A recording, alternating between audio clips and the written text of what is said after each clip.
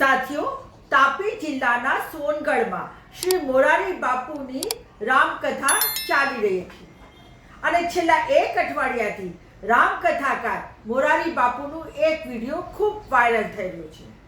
હું આગળ કંઈક ચર્ચા કરું તે પહેલા આપણે મોરારી બાપુનું આ વિડીયો ક્લિપ જોઈ લઈએ.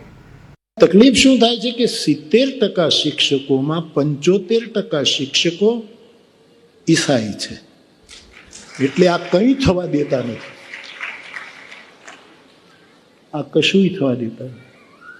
પગાર સરકારનો ખાય છે અને ધર્માંતર કરાવે છે.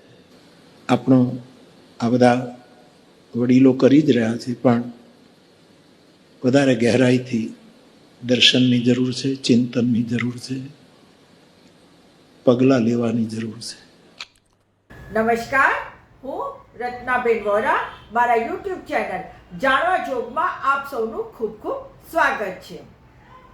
તો સાથીઓ, આપે આ વિડીયો જોયો, એમાં મોરારી બાપુ ધર્માંતરણ વિશે કહેતા સંભળાય છે.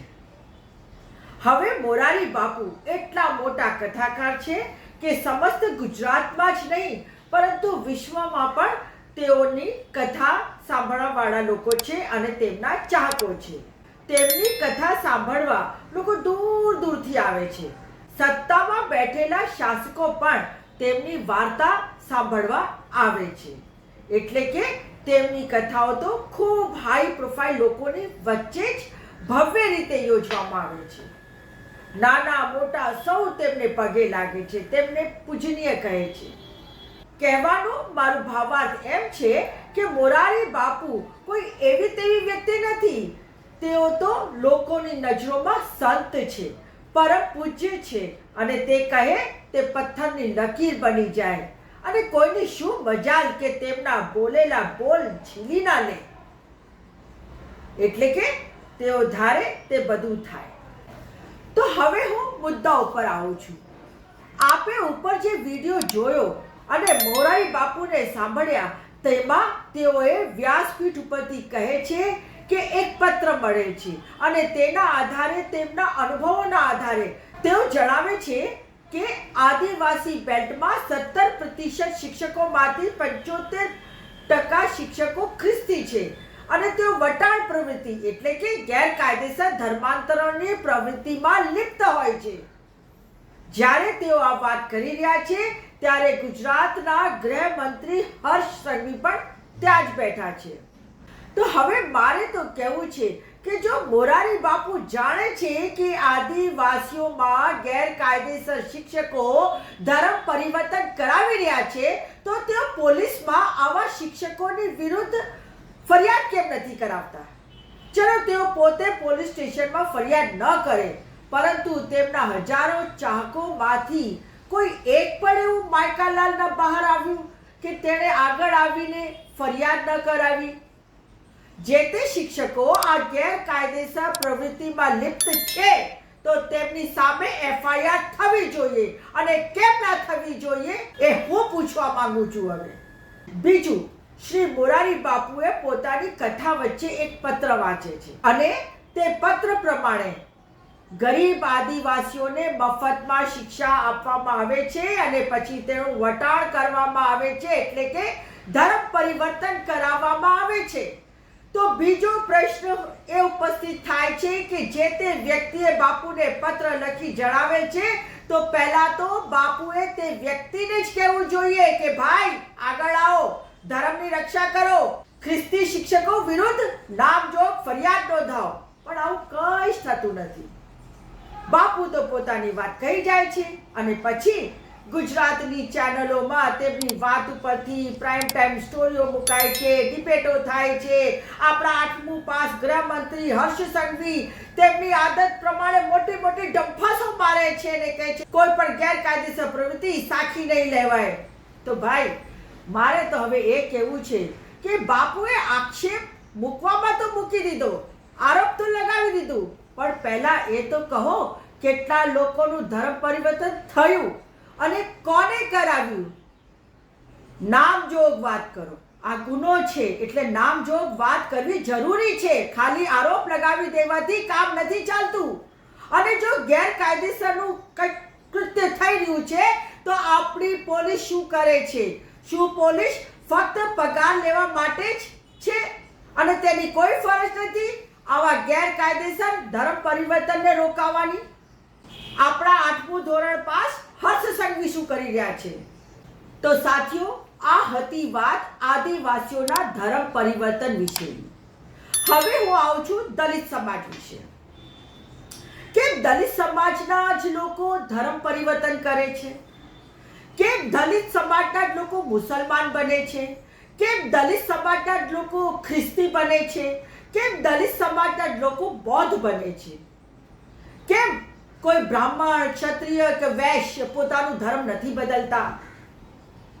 એટલે કે મુસલમાન, શીખ, ક્રિશ્ચન કે બૌદ્ધ નથી બનતા? એની પાછળનું કારણ બિલકુલ સ્પષ્ટ છે.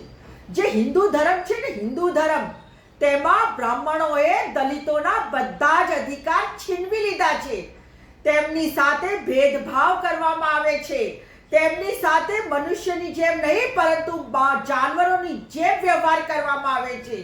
તેમની મનુસ્મૃતિમાં દલિતોની સાથે અત્યાચાર કરવા માટેના જોગવાઈઓ મૂકવામાં આવે છે. અને મારે તો એટલું જ કહેવું છે ને કે જો હિન્દુ ધર્મ એટલું સાચું અને સારું હોત તો પછી કેમ હિન્દુ ધર્મમાંથી લોકો બહાર જાય છે? બહારથી લોકો હિન્દુ ધર્મમાં કેમ નથી આવતા? કેમ કોઈ મુસ્લિમ, ખ્રિસ્તી, શીખ કે પછી બૌદ્ધ હિન્દુ નથી બનતું? સ્વર્ણ સમાજમાં બુદ્ધિજીવી લેખકો, પત્રકારો, કથાકારો, કહેવાતા સંતો, બાપુઓ ખૂબ મોટી મોટી સુફિયાળી વાતો કરે છે, પરંતુ તેઓ હિન્દુ ધર્મમાં રહેલી કુરિવાજો અને કુરીતિઓને અને જાતિ પ્રથાને દૂર કરવા માટે ક્યારે આગળ આવતા નથી. કારણ કે હિન્દુ ધર્મ તેમના માટે છે, દલિતો કે આદિવાસીઓ માટે નથી. હવે છેલ્લી વાત કરવી છે. ચલો આપણે દલિતો અને આદિવાસીઓની ઘર વાપસી કરાવીએ, પણ તેઓને કઈ જાતિ આપવામાં આવશે? શું તેમને બ્રાહ્મણ બનાવવામાં આવશે? શું તેમને ક્ષત્રિય બનાવવામાં આવશે કે અન્ય કોઈ સ્વર્ણ સમાજમાં મૂકવામાં આવશે? અને શું તેમની સાથે બ્રાહ્મણ, ક્ષત્રિય અને અન્ય સ્વર્ણ સમાજના લોકો રોટી બેટીનું વ્યવહાર કરશે ખરા? હવે હું ફરી મોરારી બાપુ ઉપર આવું છું. પરમ પૂજ્ય મોરારી બાપુ, બધા તેમને સંત કહે છે, પરમ પૂજ્યથી સંબોધે છે, તેમના માટે ખૂબ માન છે. તો પછી મોરારી બાપુ હિન્દુ ધર્મમાં રહેલી બદીઓ અને નાત જાતને દૂર કરાવવા માટે તમે કેમ આગળ આવતા નથી? તમે કેમ કહેતા નથી કે સ્વર્ણ સમાજના લોકોએ દલિત સમાજની દીકરી સાથે લગ્ન કરવા જોઈએ? કેમ આવું કંઈક આહવાન કરતા નથી અને રોટી બેટીનું વ્યવહાર થવું જોઈએ? કેમ? હું પૂછવા માંગુ છું આજે આપને. આપ સંત છો ને એટલા માટે પૂછું છું, પરમ પૂજ્ય છો ને એટલા માટે પૂછું છું.